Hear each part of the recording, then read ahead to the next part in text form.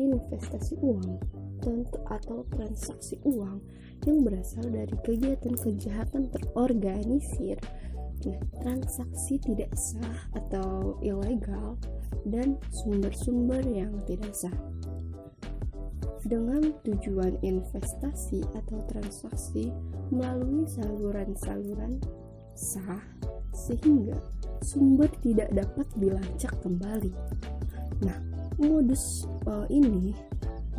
kejahatan ini hanya dapat dilakukan oleh orang-orang yang memiliki status sosial menengah ke atas dalam masyarakat, yang memiliki kehormatan, terus dia bersikap tenang, berkarisma, dan berintelektual yang tinggi.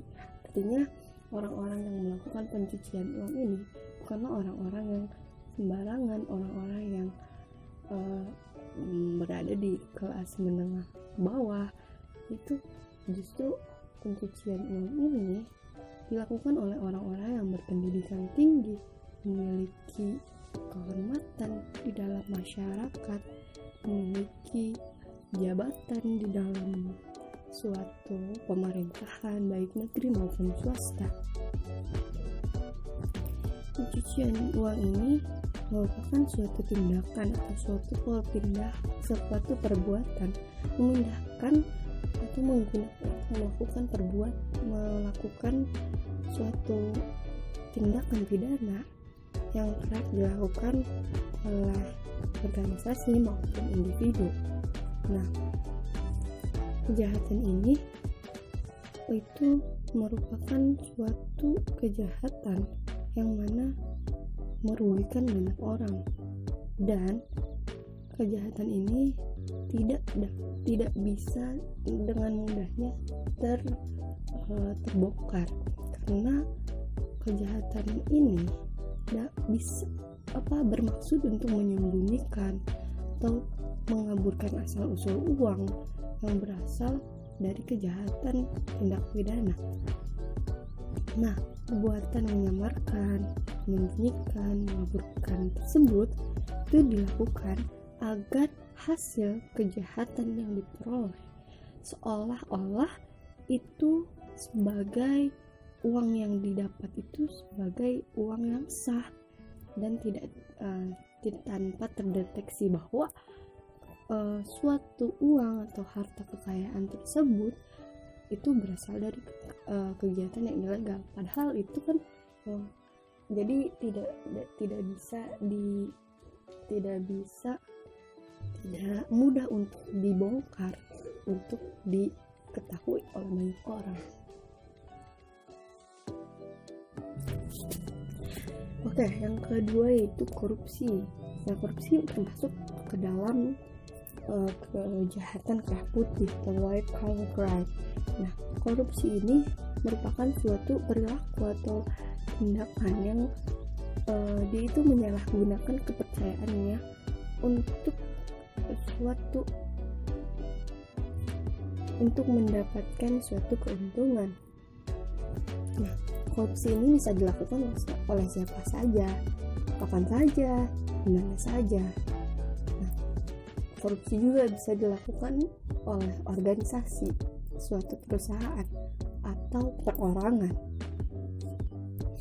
Nah, adapun unsur-unsur korupsi yang pertama itu perbuatan melawan hukum. Jelas korupsi itu perbuatan melawan hukum karena merugikan banyak orang, apalagi yang dirugikan itu masyarakat.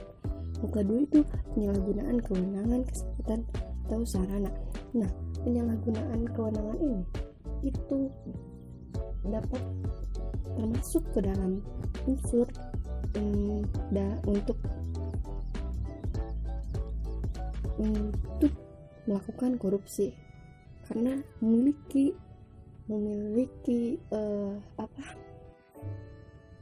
suatu jabatan, maka dia menyalahgunakan kewenangannya untuk berbuat korupsi.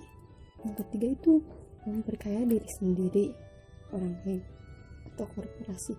Nah, jadi korupsi ini bisa dilakukan oleh sendiri, seperti pejabat-pejabat di pemerintahan yang melakukan korupsi. Yang keempat itu merugikan keuangan negara atau perekonomian negara. Jelas ini merugikan keuangan negara karena korupsi ini suatu tindakan yang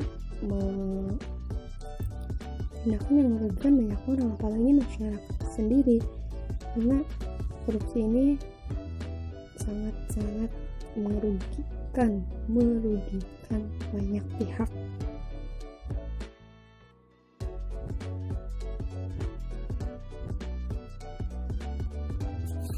Yang selanjutnya, dari bentuk white collar crime, yaitu penggelapan pajak.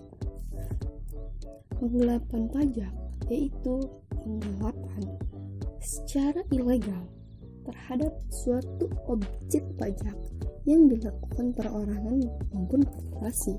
Nah, penggelapan pajak dapat berupa tidak melaporkan data yang benar kepada otoritas perpajakan dengan tujuan mengurangi liabilitas pajaknya.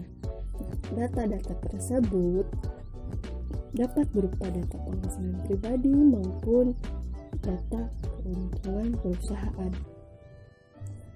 Penggelapan pajak merupakan suatu tindakan asosiasi dengan ekonomi informal.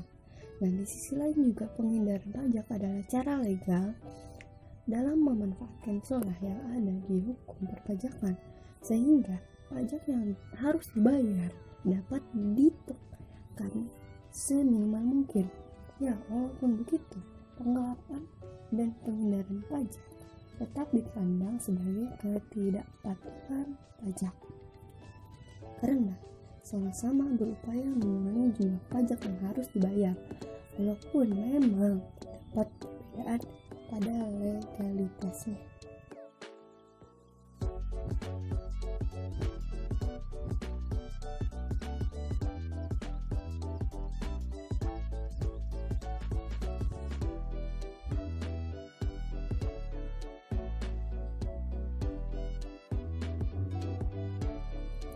Selanjutnya yaitu penyuapan.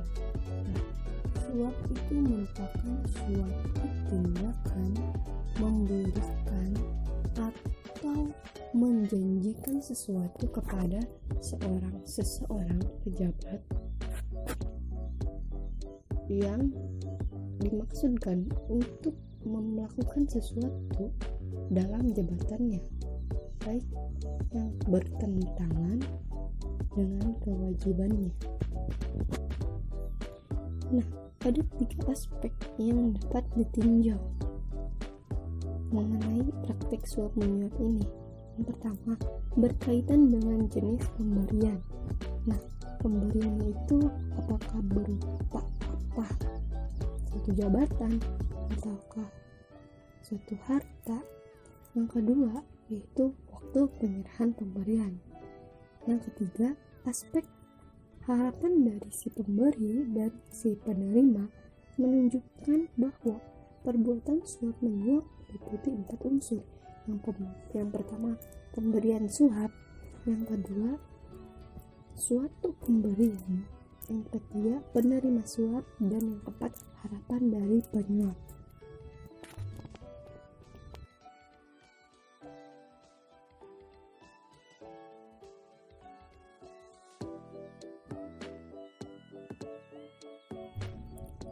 Selanjutnya yaitu penggunaan aset publik untuk kepentingan pribadi.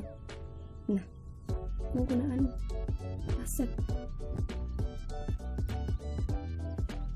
yang untuk kepentingan pribadi biasanya dilakukan oleh para pejabat negara maupun swasta yang memiliki kepentingan pribadi di luar kepentingan jabatannya.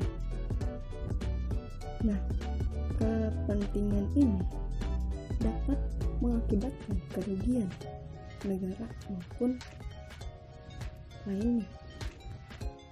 Nah, kejahatan ini dapat diberikan berupa sanksi administratif dan sanksi pidana.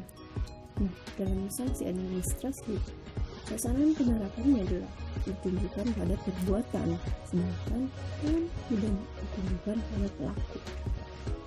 Konsep penyalahgunaan wewenang ini berimplikasi pada tanggung jawab jabatan yang berkaitan dengan tanggung jawab tata usaha negara.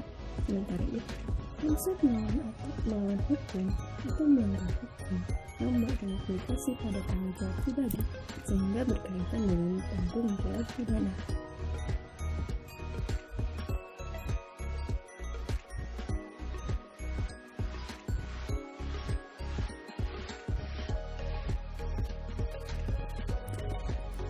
Sekian presentasi dari saya. Terima kasih atas waktunya. Mohon maaf apabila banyak kekurangannya. Wassalamualaikum warahmatullahi wabarakatuh.